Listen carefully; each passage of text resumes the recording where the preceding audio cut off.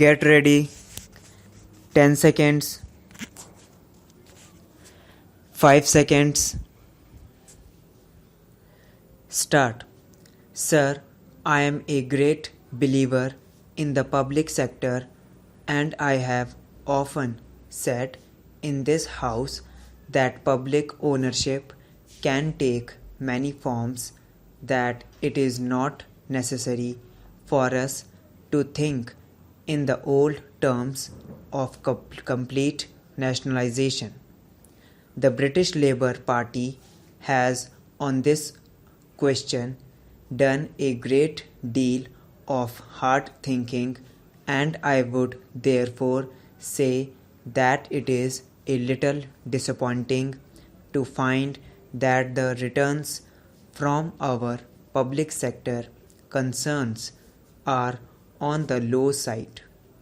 Actually, I do not think that the public sector concerns should be condemned.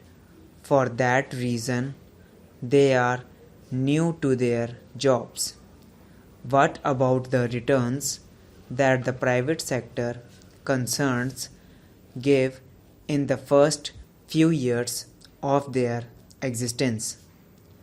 But we should have a high standard of efficiency in our public sector concerns, and we should make them yield good returns. If that is done, it will be possible for us also to reduce the burden of taxation on all classes of the community. I do not say that the public sector concerns should be run from a commercial point of view only. Profit is one of the things they are meant to yield. I would in this connection say that I would like our employees, I mean the poorer classes of our employees, to be associated in some way with the management of our public sector concerns.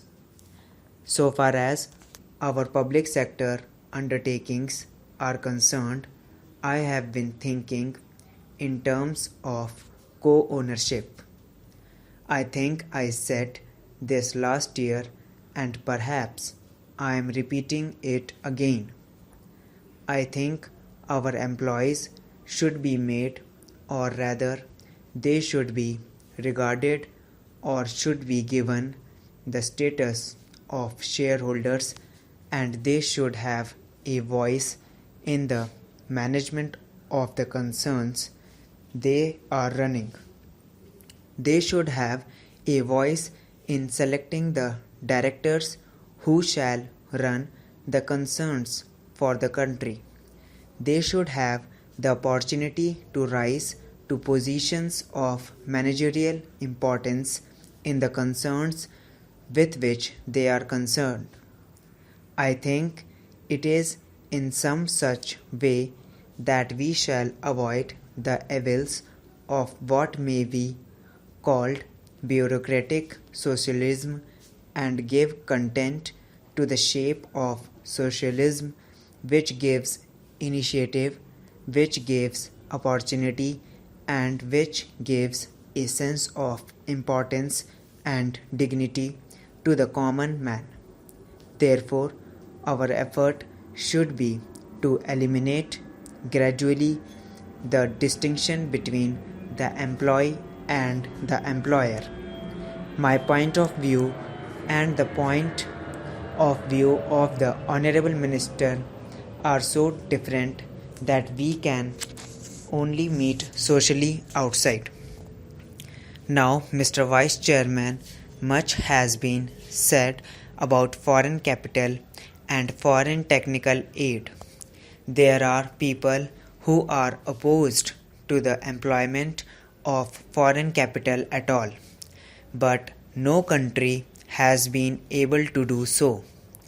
We should, however, be able to employ foreign capital without strings attached to them, as we are doing today. So far as foreign technical aid is concerned, we cannot dispense with it. I would like to say that there is a tendency in our country to be content with the second best or the third best. I think that is an unfortunate tendency.